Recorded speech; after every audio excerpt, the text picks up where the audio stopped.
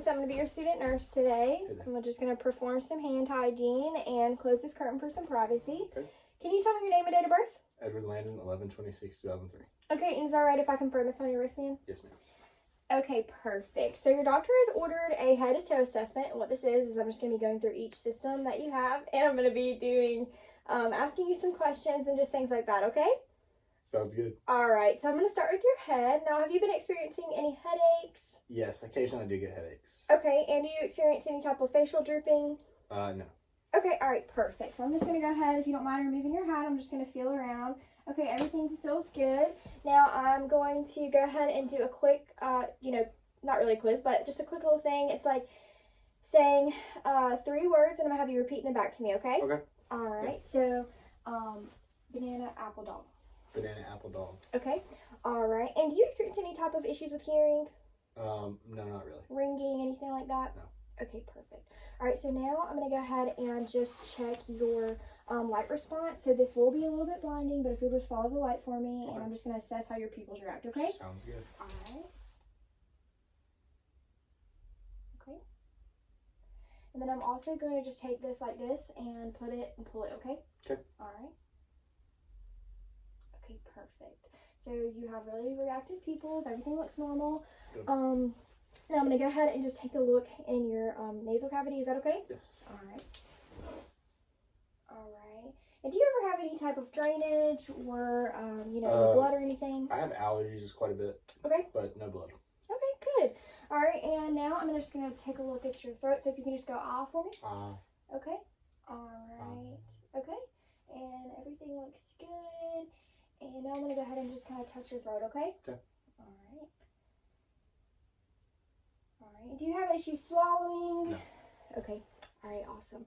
So now I'm going to go ahead and move on to your respiratory system, and this is just going to be, I'm going to be listening to your sounds and making sure that I don't hear any abnormalities, okay? All right, now we'll have to lift up your shirt for this. Is that okay? Yes, that's fine. All right. Now how I'm going to do this is listen to the front sounds, and then listen to your back sounds, and then your side sounds, okay? Okay. All right. And every single time I place down the stethoscope, if you'll just take a deep breath for me. Okay. All right. Sounds good. Okay, I'm going to lift your shirt now. I'm going to go ahead and listen to your right upper lobe.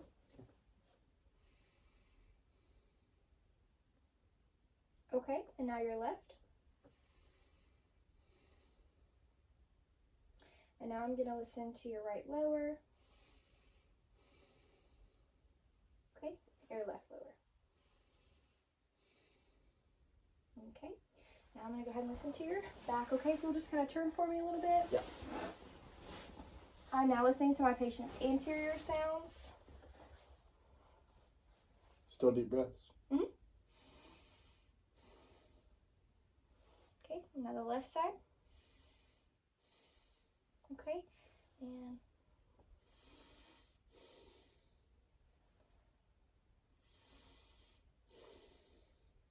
okay, perfect.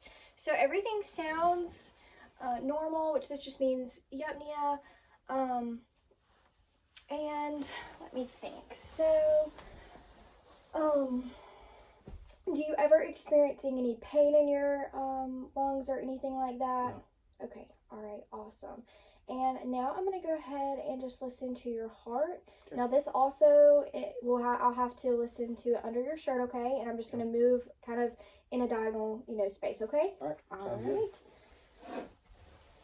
And do you have a history of any type of taking any type of like blood pressure medicines? No. Okay, all right. Do you have a family member that has any cardiac disease? No. Okay. All right. So I'm going to listen to my patient's aortic valve that is on the right side of up under the second intercostal space.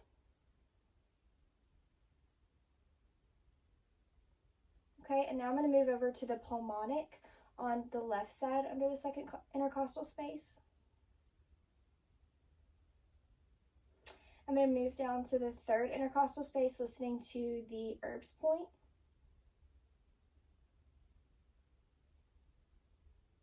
Now moving down to the fourth, listening to the tricuspid valve.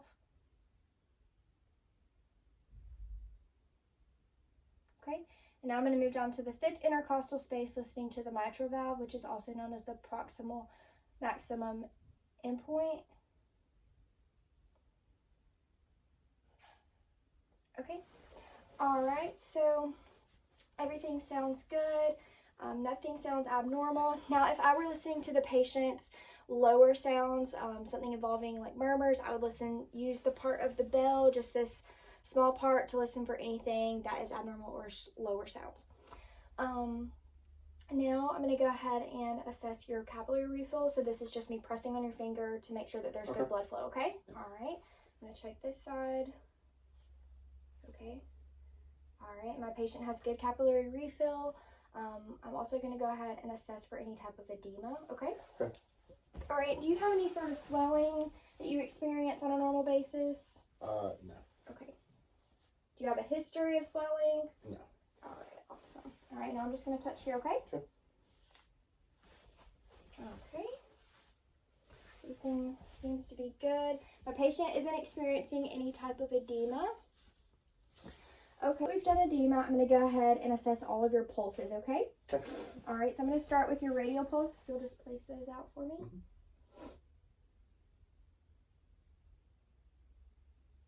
Okay. My patient's radial pulse is a 2+, and it is pretty strong. I mean, I would say it's pretty strong.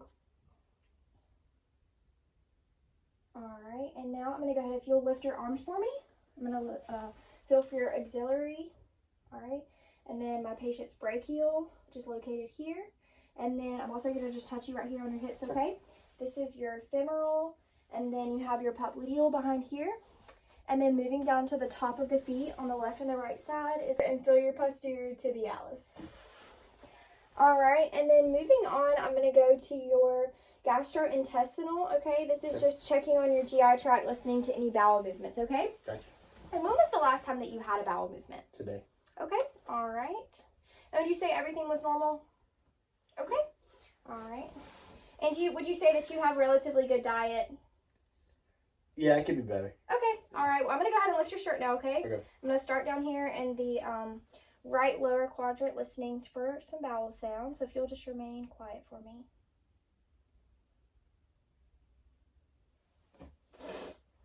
Okay, my patient has good movement in their ileocecal valve, but for the sake of the video, I'm going to go ahead and show what I would do for a normal assessment without ileocecal valve sounds. Okay, I would just continue to move in a clockwise motion through each of the quadrants. Okay, all right, and have you been taking any type of stomach medication or experiencing any pain? No. Okay, awesome. So now we're going to move on to the musculoskeletal. This will require me to have you walk around a little bit. Okay. If you will just hold out your hand for me, like this. Mm-hmm. And so this is the, I'm assessing for the palm and the hand. So if you'll flip like this for me, this would be called supination. And then if you'll flip back over for me, this is pronation. And then I'm going to be also assessing your knee. If you'll, just kind of take your knee and do it like this for me, this would be extension. And then if you'll pull it back all the way for me, that would be hyperextension, okay? Gotcha. Now, do you experience any pain in your muscles? No. Okay. All right. And now I'm going to go ahead and have you just kind of walk a line for me, and I'm going to assess your gait, okay? Just walking straight line? If you'll just walk heel to toe in a line for me, okay? All right. Awesome. And if you'll just kind of turn around and do the same thing for me.